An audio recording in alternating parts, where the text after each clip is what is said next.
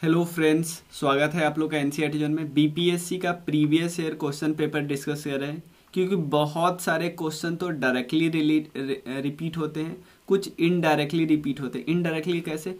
Topic repeat हो जाता है। जैसे आपको पता है चंपारण वाला टॉपिक हमेशा रिपीट होता है, महात्मा गांधी जी वाला टॉपिक रिपीट होता है, कॉन्स्टिट्यूशनल बॉडीज वाला टॉपिक रिपीट होता है। इसी तरह फिजिक्स में भी कुछ ही चैप्टर है जिसे क्वेश्चन आता है। जैसे कि आपको पता है कि मैंने कुछ शुरुआत में 5 से 6 चैप्टर कराए हैं। कौन कौन?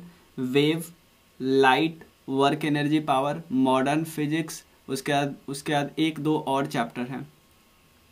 और आप देखो कि मेजॉरिटी क्वेश्चन उसी से देखने को मिलेंगे। फिजिक्स में 10 क्वेश्चन होता है, 8 क्वेश्चन आपको इन्हीं टॉपिक से देखने को मिलेंगे। ठीक है, तो चलिए शुरू करते हैं। और जो बाकी 2 क्वेश्चन होंगे वो भी आसान होंगे, हो जाने वाले होंगे। तो यहाँ पे प्रीवियस ईयर क्वेश्चन सॉल्व करते वक्त हम ये भी देखेंगे कि अगर हमें आइडिया नहीं है क्वेश्चन के बारे में तो कैसे करेंगे। आइडिया है तो है ही, ठीक है। पहले हम फोकस करेंगे कि हमारे पास ज़्यादा इन्फॉर्मेशन नहीं हो तो कैसे करेंगे। ठीक है, पहला क्वेश्चन है the radiation use in the treatment of muscle acne. ठीक है ना, इसके ट्रीटमेंट के लिए कौन सा रेडिएशन यूज किया जाता है। रेडिएशन में सबसे पहले कितने होते हैं याद रखिए, GXUV-IMR, ऐसे याद करने के लिए कर रहे हैं। GXUV ऊपर से नीचे आते तो वेवलेंथ इंक्रीज होता है, याद रखिए। सबसे कम वेवलेंथ यहाँ पे, सबसे ज़्यादा वेवलेंथ यहाँ पे। लेकिन ऊपर से नीचे आते तो फ्रीक्वेंसी क्या होता है, डिक्रीज होता है। ये भी बात हमें पता होना चाहिए।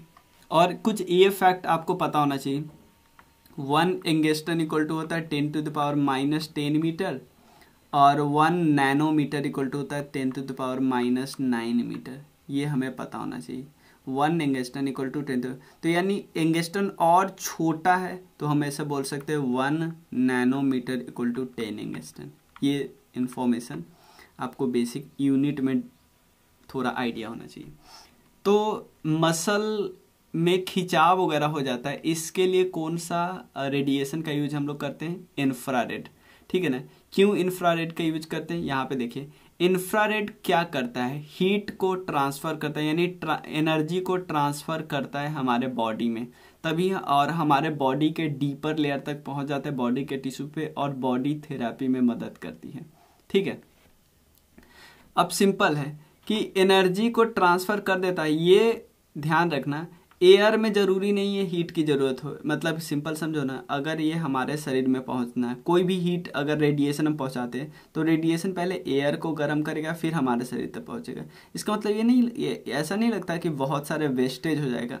सिंपल समझो ना, अगर आप गैस चूल्हा गर्म करते हो, गैस चूल्हा ऑन करते हो, तो पहले अगर आपका हाथ यहाँ पे है तो पहले इस इन्वायरमेंट को गर्म करेगा, फिर यहाँ पे पहुंचेगा। लेकिन ये यहाँ पे ऐसा नहीं होता, सीधा यहाँ पे पहुँच जाता है। यानी आपको नहीं लगता ये हीट जो यहाँ पे वेस्ट हो रहा है वो नहीं होता है, इसीलिए इसका यूज यहाँ पे होता है इंफ्रारेड का। ठीक है, इंफ्रारेड यहाँ पे है। ठीक है ना, क्लियर। अब कुछ और काम देख लेते हैं। माइक्रोवेव का यूज होता है कहाँ पे? कम्युनिकेशन में, रडार में और कुकिंग में, ये बात होना चाहिए।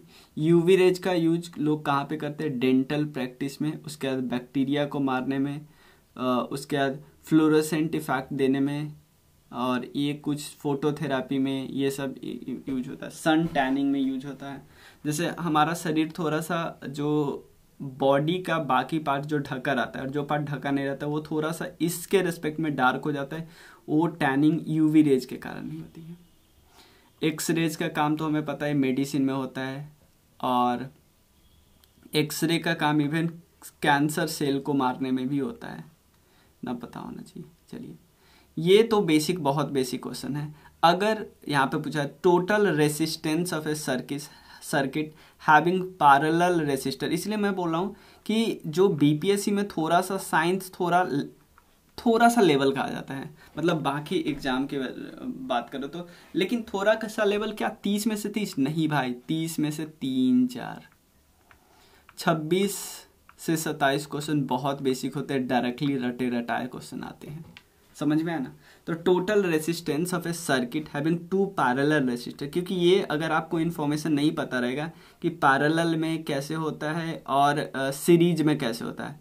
सीरीज में तो simple total resistor equal to resistor 1 plus resistor 2, लेकिन जब सीरीज करते तो 1/R इक्वल टू होता है 1/R1 प्लस 1/R2। इसमें सिंपल बोला है कि भाई आपके पास टोटल है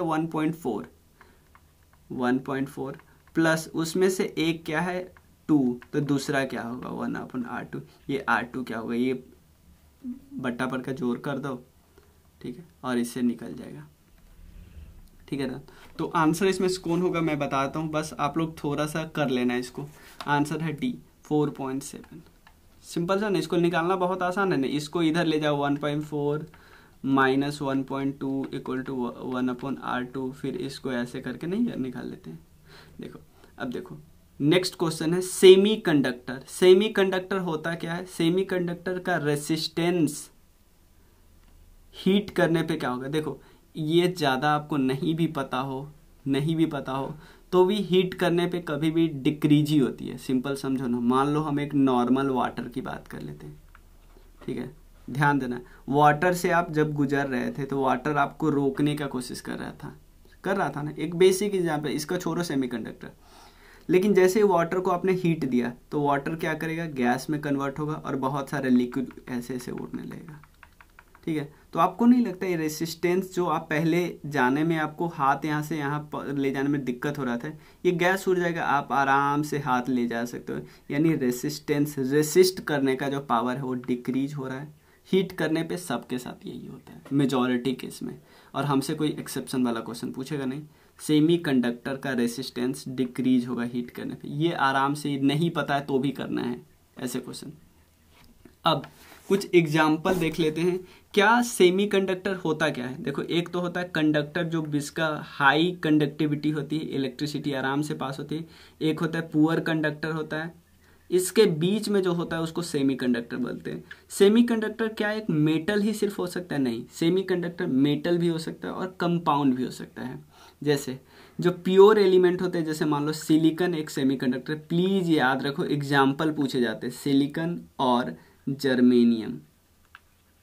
उसके अलावा कंपाउंड कौन है, कंपाउंड का नाम एक याद रखे, गैलियम आर्सेनाइड और कैडमियम सोलेनाइड,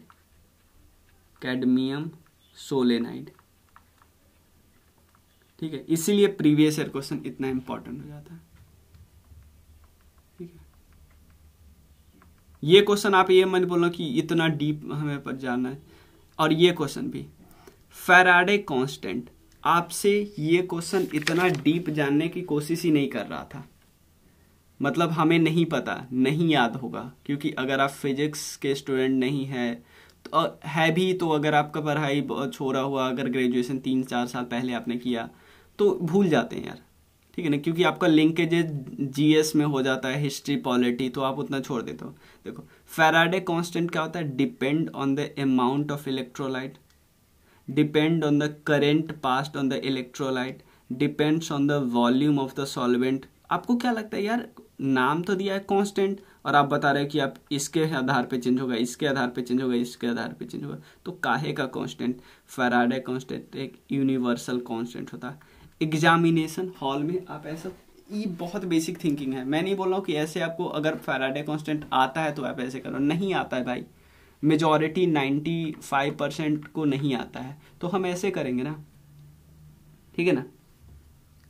तो इसका मतलब फैराडे कांस्टेंट होता क्या है, फैराडे कांस्टेंट कुछ नहीं है, जो एक मोल ध्यान देना, एक मोल ऑफ इलेक्ट्रॉन जितना चार्ज कैरी करता है उसको फैराडे कांस्टेंट बोलते हैं। तो सिंपल है, फैराडे इक्वल टू 9.6 इंटू 10, ऐसे बहुत डेटा है, कूलम पर मोल है, मतलब ये चार्ज का, अरे पर मोल क्या है 96,485.33, ठीक है ना, ये याद रखने की जरूरत नहीं है। चलिए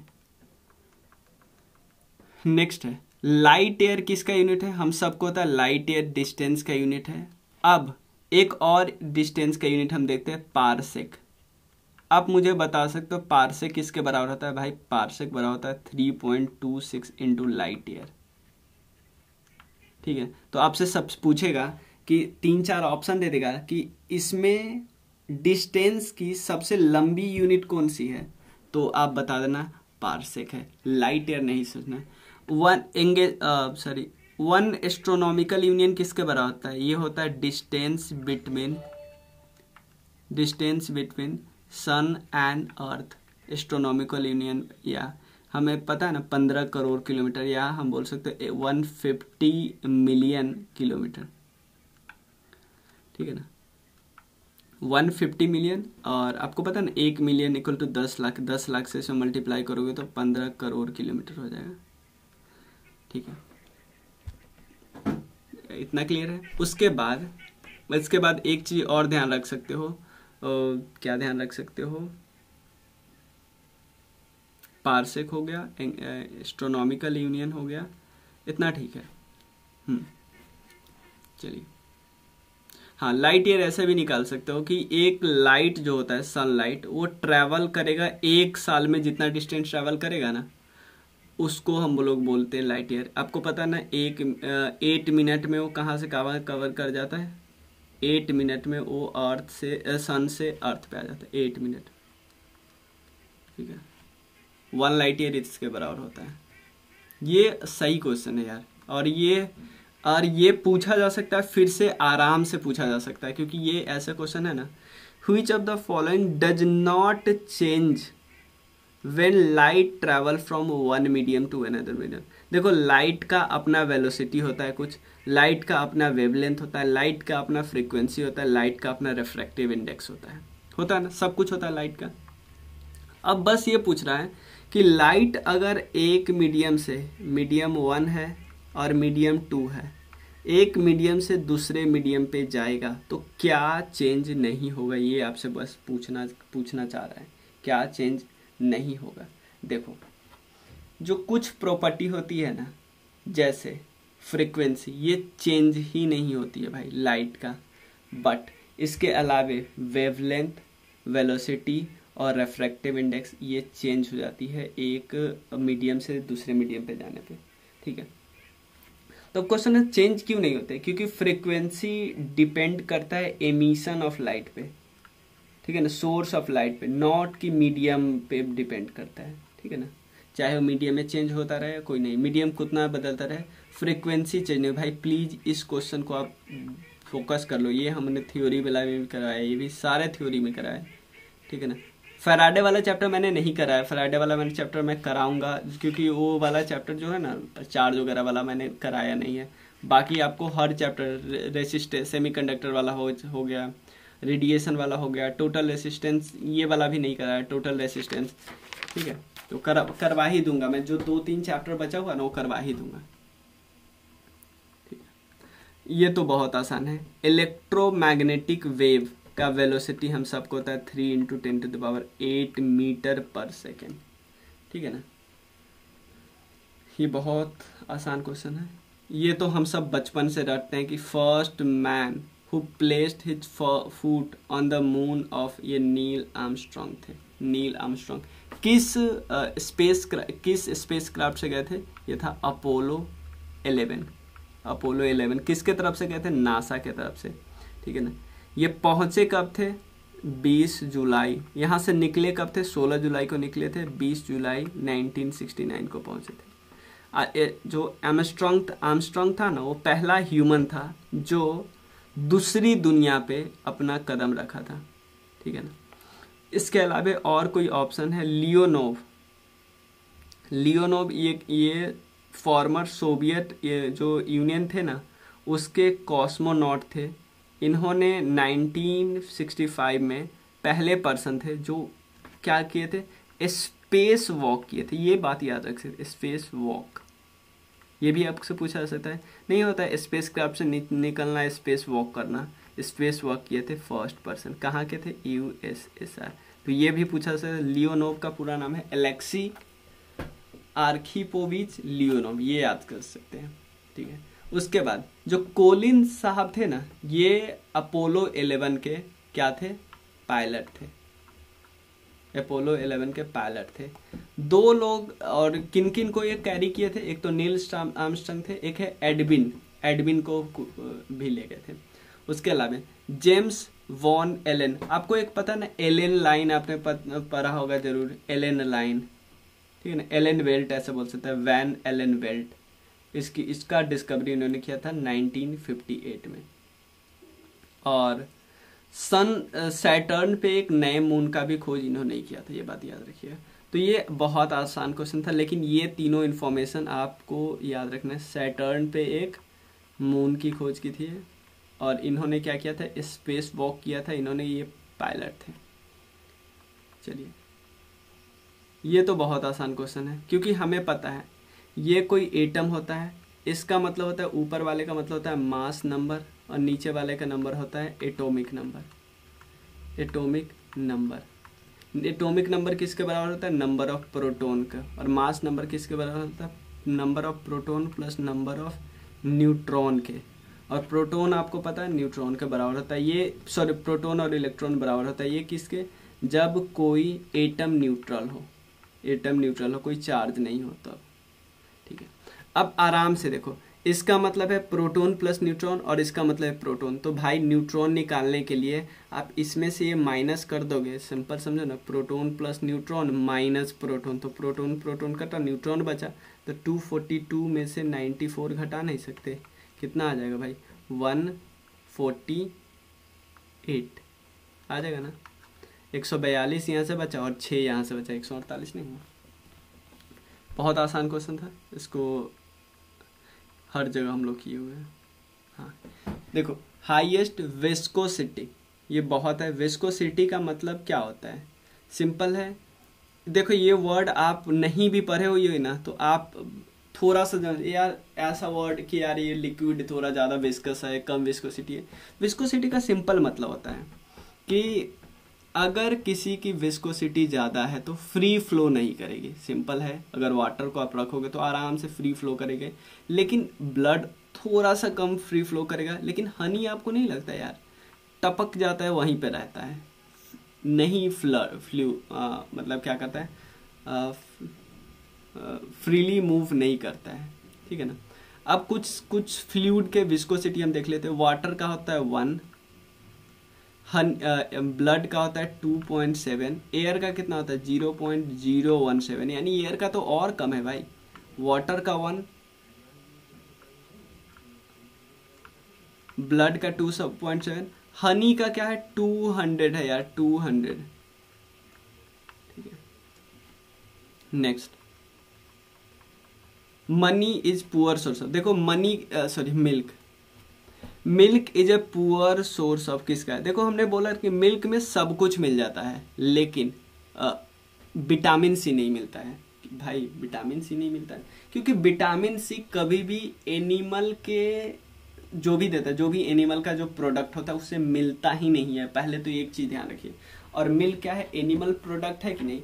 तो सबसे पहला चीज तो हम एक बेसिक इन्फॉर्मेशन याद रखिए कि एनिमल प्रोडक्ट से कभी भी विटामिन सी आ ही नहीं सकता। तो ये तो यहीं से हो जाएगा।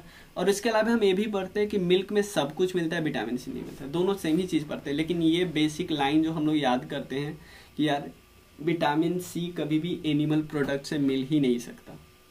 ठीक है, विटामिन सी का साइंटिफिक नेम आपको पता है ना, एस्कॉर्बिक एसिड। ठीक है, सिर्फ प्लांट से मिलता है, एनिमल से नहीं मिलता है, हम सबको पता है। और एक तो ये इंफॉर्मेशन एस्कॉर्बिक एसिड। अब याद रखिए, खाना बनाते समय सबसे ज्यादा कौन सा विटामिन लॉस होता है, वो भी विटामिन सी ही है। खाना बनाते समय सबसे ज्यादा लॉस यही होता है खाना में। ठीक है,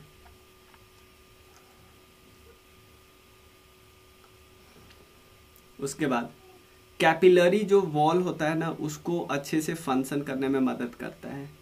और अगर इसकी कमी हो जाएगी ना, तो हम इन्फेक्शन से जल्दी हमें इन्फेक्शन अटैक करने लगेगा। और स्कर्वी आपको पता हो ना, जो ब्लीडिंग होने लगती है गम्स में, दांत थोड़ा कमजोर हो जाता है, ये सब विटामिन सी की कमी से कारण होता है। विटामिन सी की कमी के कारण होता है।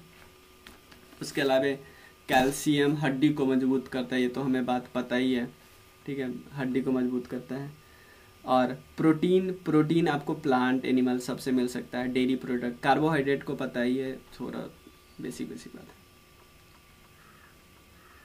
चलिए नेक्स्ट क्वेश्चन डिस्कस करते हैं। ये टेस्ट है, एक है breathe test.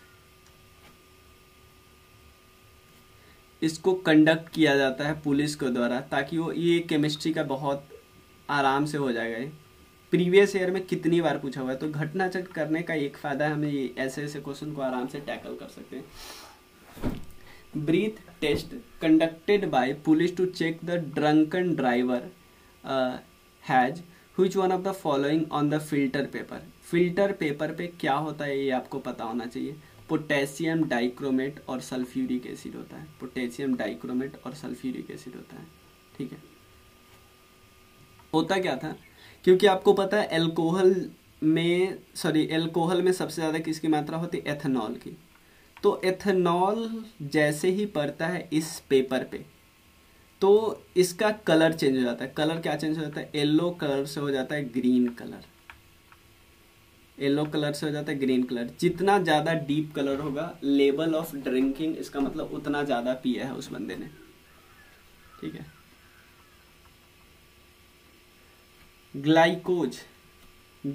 Glucose is converted two ethyl alcohol by the enzyme. Glucose जो एथाइल अल्कोहल में कन्वर्ट होते हैं वो किस एंजाइम के द्वारा होता है, जाइमेज के द्वारा होता है, जाइमेज।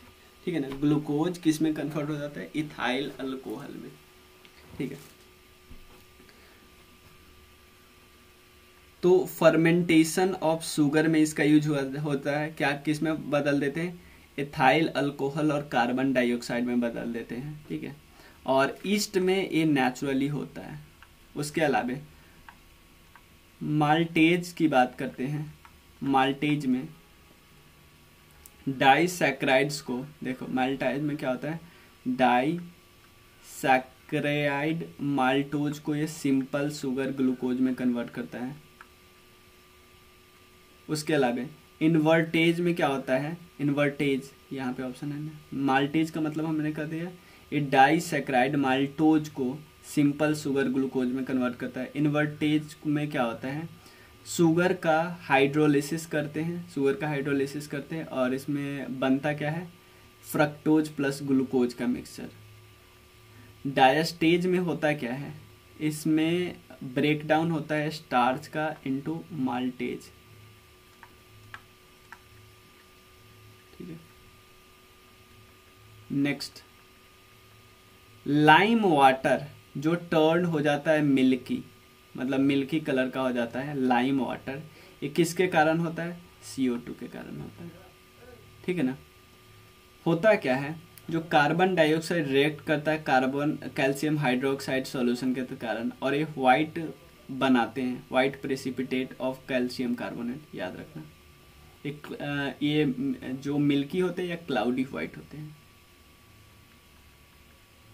Incomplete burning of petrol and diesel, इससे कार्बन मोनोऑक्साइड रिलीज होता है। ये तो बहुत बेसिक क्वेश्चन है। अगर कंप्लीट ये बर्निंग हो जाए तो कार्बन डाइऑक्साइड रिलीज होता है। ठीक है, यहाँ पे आप एक चीज याद रखिए, NO2 और प्लस SO2, इन दोनों को आपस में क्या बोलते हैं, एसिड रेन, एसिड रेन। ठीक है, The pH of a solution changes from 3 to 6. The H plus ion concentration will. सबसे पहले तो इसमें एक चीज आपको पता होना चाहिए, pH का मैंने कई बार बताया, pH इक्वल टू होता है माइनस लॉग H प्लस का कॉन्सेंट्रेशन, और लॉग में कुछ नहीं हो ना तो मान लेना यहाँ पे 10 है। ध्यान देना यहाँ पे 10 है। तो अगर हम यहाँ पे हाइड्रोजन के कंसंट्रेशन को मान लेते हैं हम अपने हिसाब से, अगर तो pH को हम ऐसे लिख सकते हैं 1/log10H प्लस, इसमें कोई दिक्कत नहीं क्योंकि माइनस है तो इसको हम नीचे कर सकते हैं। अब ध्यान देना, H प्लस के जगह पे अपने से हम मान लेते हैं 10⁻3। ठीक है ना, मान लेते हैं 10⁻3, तो आप यहाँ पे करेंगे 1/log10 ऑफ 10⁻3। तो log का एक फॉर्मूला होता है, एक मतलब बेसिक प्रॉपर्टी होती है कि अगर यहाँ पे बेस और यहाँ पे बेस बराबर हो तो यहाँ पे जो पावर है ना अपने आप इधर आ जाता है। ठीक है ना। तो ऐसे ऐसे ही हमें फोकस करना है। तो यहाँ पे pH का मान आ जाएगा 3, चाहे ऊपर ही रहने देते हैं, छोड़ो ऊपर ही रहने देते हैं। यहाँ पे -3 आ जाएगा, क्योंकि आप सिंपल करो ना, अगर हाइड्रोजन आयन का मान हम 10⁻³ रखें तो यहाँ पे 3 आ जाएगा। और फिर दूसरे बार में pH का मान आ जाएगा -6। तो यही बस आपको बताना चाह रहे हैं, इससे बस ये बताना चाह रहे हैं कि ज़्यादा हमें डीप नहीं जाना, बस ये बताना चाह रहे हैं कि pH का मान एक इंक्रीज हो रहा है ना, एक इंक्रीज हो रहा है, 3 से 6 हो रहा है, यानी इंक्रीज हो रहा है। तो H+ का मान हमेशा pH के मान के इनडायरेक्टली प्रोपोर्शनल होता है, कि मतलब pH इंक्रीज हो जाएगा, इंक्रीज होगा तो H+ क्या होगा, डिक्रीज होगा। भाई बहुत ध्यान से देखो, ज़्यादा ध्यान नहीं रखना है, लेकिन ये एक चीज़ अब बस ध्यान से देखो कि pH इंक्रीज हो रहा है तो H+ डिक्रीज होगा, क्योंकि माइनस था ना फॉर्मूला के बारे में, pH = log of hydrogen concentration. ठीक है, तो लेकिन अब किस मान से, pH अगर 1 इंक्रीज हो रहा है तो हाइड्रोजन आयन 10⁻1 डिक्रीज होगा। pH अगर 2 से डिक्रीज होगा तो ये 10⁻2 से डिक्रीज होगा। pH अगर 3 से यहाँ इंक्रीज 3 से इंक्रीज होगा तो 10⁻3 से डिक्रीज होगा। pH अगर 4 से इंक्रीज होगा तो ये हाइड्रोजन आयन 10⁻4 से डिक्रीज होगा। तो यहाँ 3 इंक्रीज हो रहा है तो हाइड्रोजन आयन 1 मतलब 10⁻3 से डिक्रीज होगा। तो यहाँ पर डिक्रीज होगा, तो यानी डिक्रीज 1000 टाइम्स। बस ये ध्यान रखना है आपको।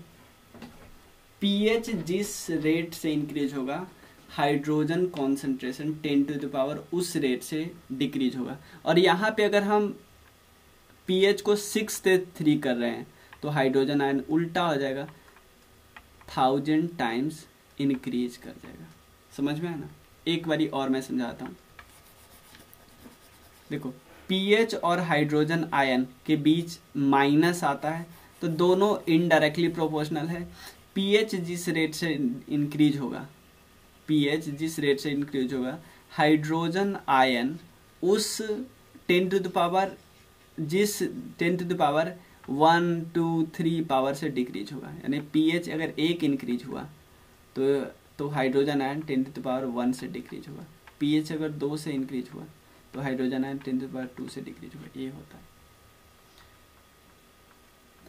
ए मिक्सचर ऑफ सैंड और नैफ्थलीन, ये हम तो बेसिक एग्जाम्पल डिस्कस करते हैं सब्लिमेशन के। सब्लिमेशन में क्या होता है, जैसे ही इसको आप जलाओगे तो ये क्या हो जाएगा, गैस बन जाएगा। ये सॉलिड से सीधा का सीधा गैस बन जाता है, ये उड़ जाएगा, सैंड अलग हो जाएगा। सब्लिमेशन हम वो लोग करते हैं। सिग्मा और पाई बॉन्ड, ये तो बेसिक हमने कई बार बताया है। यहाँ पे देखो, ये है बेंजीन का फॉर्मूला जिसको हम बोलते हैं C6H6। यहाँ पे हाइड्रोजन है, सिंगल बॉन्ड है। तो देखो सिग्मा क्या होता है, जब भी जहां भी आपको सिंगल बॉन्ड दिखेगा ना तो उसको हम बोलते हैं सिग्मा। तो डबल बॉन्ड जहां पे दिखेगा, डबल बॉन्ड, वहां डबल बॉन्ड के जहां भी होता है ना वहां पे एक सिग्मा होता है, एक पाई होता है। ट्रिपल बॉन्ड में क्या होता है भाई, ट्रिपल बॉन्ड में एक सिग्मा होता है, 2 पाई होता है। सिंपल। तो कितने डबल बॉन्ड है, सिर्फ 3, सिर्फ 3। तो यानी पाई बॉन्ड सिर्फ 3 होगा यहाँ पे, और यहाँ पे आंसर है, ये दोनों तो गलत। ठीक है, लेकिन सिग्मा आपको नहीं लगता 1 2 3 4 5, और उसके बाद हर जगह ना 1 2 3 4 5 6 हो गया, और हर जगह एक एक सिंगल है ना। यहाँ पे जहाँ पे डबल है तो एटलीस्ट सिंगल है ना, 6 6 12, तो 12 3 है ना। चलिए, poorest conductor of heat among the following, इसमें सबसे पुअर कंडक्टर कौन है, मर्क्यूरी। हम लोग इतना याद करते हैं, ठीक है ना। Mercury is poorest conductor of heat. Copper and zinc has high conductivity, और लेड का थोड़ा सा कम होता है। विटामिन ब्लड क्लॉटिंग में मदद करता है। भाई कितना बार याद करेंगे विटामिन की, ये सब रिपीटेड क्वेश्चन है, रटे रटायर क्वेश्चन है, रिपीट होते हैं। ठीक है, चलिए अब एक चीज और याद कर लीजिए, जो विटामिन के होता है, विटामिन के को हम क्या, साइंटिफिक नेम क्या है, फाइलोक्यूनिन, फाइलोक्यूनिन। और इसके कमी से हैमरेज हो जाता है, मतलब ब्लड क्लॉटिंग टाइम ज़्यादा हो जाता है, ठीक है ना। और इसकी ज़रूरत होती है नॉर्मल क्लॉटिंग ऑफ ब्लड में, कि हाथ भाई कटा जल्दी से क्लॉट हो जाए ब्लड। नहीं तो खून बहते रहेगा। Female sex organ, male sex organ, हम सब ये डिटेल में डिस्कस किए हुए हैं। फीमेल सेक्स ऑर्गन को क्या बोलते हैं बताइए? फीमेल सेक्स ऑर्गन को बोलते हैं एस्ट्रोजन, ठीक है। ठीक है ना। इससे फीमेल का रिप्रोडक्टिव सिस्टम और सेकेंडरी सेक्सुअल कैरेक्टर आता है। अब बाकी का हम देख लेते हैं इसका क्या मतलब होता है। एंड्रोजन का मतलब क्या होता है?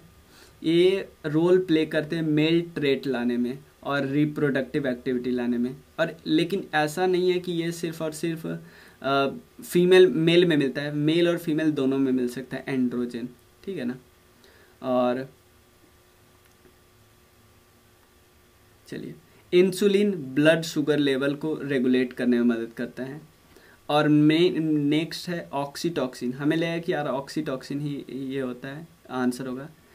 ये कुछ चीज़ों में मदद करता है, जैसे ये केमिकल मैसेंजर का काम करता है ब्रेन में, और रिप्रोडक्टिव सिस्टम को कंट्रोल में रखता है। चाइल्ड बर्थ के समय दिया जाता है, ये आपको पता होगा। Nobel prize for developing treatment of Parkinson disease, Parkinson disease को का ट्रीटमेंट करने के लिए जो नोबेल प्राइज दिया गया था उस वो किनको दिया गया था? अरविंद कार्लसन जी को दिया गया था। ये तो बहुत बेसिक क्वेश्चन है। The mall functioning of thyroid gland, thyroid gland का जो माल फंक्शनिंग होता है किसके कारण होता है? आयोडीन के कारण। हम सबको पता है ना, आयोडीन के डिफिशियंसी के कारण, ठीक है ना। इसी तरह विटामिन ए के डिफिशियंसी के कारण आपको पता है ना कौन से प्रॉब्लम होते हैं, ठीक है ना, ये पता होना चाहिए आपको। ब्लाइंडनेस, कैल्शियम के कारण, कमी के कारण क्या होता है? हमारे ब्रेन कमज़ोर हो जाते हैं, हमारा बोन कमज़ोर हो जाता है, ये सब याद रखिएगा। अल्ट्रेशन ऑन ब्रेन हो जाता है। आयरन की डेफिशिएंसी के कारण एनीमिया हो जाता है, फैटिग हो जाता है, वीकनेस हो जाता है, ये सब पता होना चाहिए। ये बहुत इंपॉर्टेंट है कि जो ह्यूमन टंग होता है ना, उसका 3 पार्ट होता है। एक पार्ट एकदम अंदर वाला होता है, एक टिप वाला पार्ट होता है, और एक मिडिल वाला पार्ट होता है, ठीक है ना। टिप वाला पार्ट, मिडिल वाला पार्ट, एज वाला पार्ट, ईयर वाला पार्ट, सबका अलग अलग काम है, ठीक है ना। स्वीट जो होता है ना, यहाँ पर अगर कुछ मीठा खाओगे तो आपको यहाँ पे फर्क पड़ेगा, ठीक है ना, मीठ।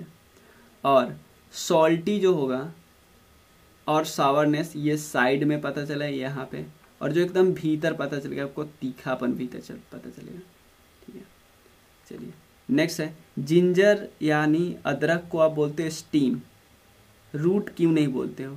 एक ही कारण है भाई, क्योंकि इस पास रूट स्टीम का एक इम्पॉर्टेंट फीचर है नोड और इंटरनोड होना, ठीक है। तो जहाँ पे भी नोड और इंटरनोड देखोगे तो उसका मतलब वो स्टीम है, जबकि वो रूट नहीं है, ठीक है ना। सबसे स्वीट शुगर, या हम कितना बार रटेंगे यार? सबसे स्वीट शुगर फ्रक्टोज होता है, हम बहुत बार रटे हुए हैं, ठीक है ना। और इसमें 50% ऑफ टेबल शुगर मिलता है, मतलब जो शुगर जो हम लोग यूज करते हैं ना, सुक्रोज, उसमें 50% फ्रक्टोज मिला होता है, ये बात याद रखिए, ठीक है।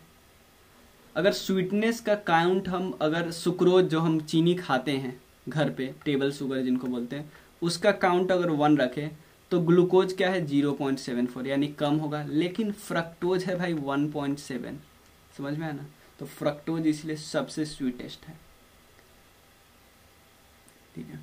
अब देखो यहाँ पे क्वेश्चन है कि कौन सा इसमें ट्रू फ्रूट है। देखो ट्रू फ्रूट और फॉल्स फ्रूट का एक ही होता है। ट्रू फ्रूट हमेशा जो होता है ना, कहाँ से निकलता है? ओवरी से निकलता है, फ्लावर के ओवरी से निकलता है आफ्टर फर्टिलाइजेशन, ठीक है ना। जो ओवरी से निकलता है उसको हम ट्रू फ्रूट बोलते हैं, हमें पता होना चाहिए। लेकिन जो ओवरी के अलावे कहीं और से निकलता है तो उसको हम बोलते हैं फॉल्स फ्रूट। जिस तरह से एप्पल डेवलप होता है फ्रॉम थैलेमस, ओवरी से डेवलप नहीं होता है, इसलिए इसको हम लोग बोलते हैं फॉल्स फ्रूट। तो grape family one of the oldest cultivated plant है और classified in true berries because of fruit wall. और ये ध्यान रखिए, यहाँ पे लिखा हुआ है इसलिए मैंने सोचा कि बता,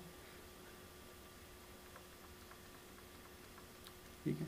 लेग्यूम जो हाईली न्यूट्रिशियस होता है पल्स प्लांटेड में, इसमें प्रोटीन पाए जाते हैं। ये सब बहुत बेसिक क्वेश्चन है, ठीक है। हाँ ये क्वेश्चन है, ये हमने कई बार कराया है। क्लोव जो स्पाइस है वो किस पार्ट से ऑब्टेन होता है फ्रूट के? वो ऑब्टेन होता है फ्लावर में बड जो होता है ना, उससे ऑब्टेन होता है, ठीक है ना। फ्लावर में बड जो ऑब्टेन होता है इसमें उससे बनता है। और ये तो बहुत, क्योंकि ऐसे क्वेश्चन जो नेक्स्ट वाला है कि यूरिया में क्या मिलता है, कार्बोहाइड्रेट में क्या मिलता है, ये सब आपको पता होना चाहिए, ठीक है ना। ग्लूकोज में क्या क्या मिलता है, तो यूरिया में मिलता है सी कार्बन, हाइड्रोजन, नाइट्रोजन और ऑक्सीजन। फॉर्मूला आपको पता होगा तब तो कोई दिक्कत ही नहीं, CH4N2O। तो चारों चीज मिलता है। यूरिया को हम क्या बोलते हैं? बोलते हैं carbamide, the diamide of carbonic acid, ठीक है ना, ये सब हम बोलते हैं। तो इसमें सारा हमने कर लिया साइंस वाला क्वेश्चन। आप लोग बताइए कि क्या मैं और डीप जाके करूँ, और डिटेल में बताऊँ? और डिटेल में बताओगे तो और डिटेल में करेंगे हम लोग। और 66 वाला पूरा कंप्लीट हो गया, 65 वाला आप डिस्कस करेंगे। और उसके बाद अगर आप बोलोगे कि सिर्फ सब्जेक्ट वाइज आप करना है, कि सिर्फ आप एक ही बार क्या करो, एंशिएंट हिस्ट्री उठाओ और उसमें पूरा का पूरा कर दो शुरू से अंत तक, मॉडर्न हिस्ट्री तो शुरू से अंत तक कर दो, ऐसे बोलोगे तो ऐसे भी हम कर सकते हैं। आराम से जो बोलना है वो बोलो, ठीक है।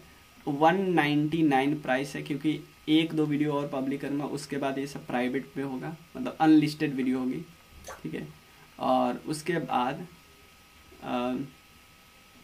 बाद क्या करते हैं हम लोग, प्रैक्टिस सेट भी कर रहे हैं। प्रैक्टिस सेट पहले हम रंजीत सर जी के बुक से कर रहे हैं, उसके बाद हम परफेक्शन IAS के भी कई सारे टेस्ट करेंगे, ठीक है। चलिए, थैंक यू सो मच।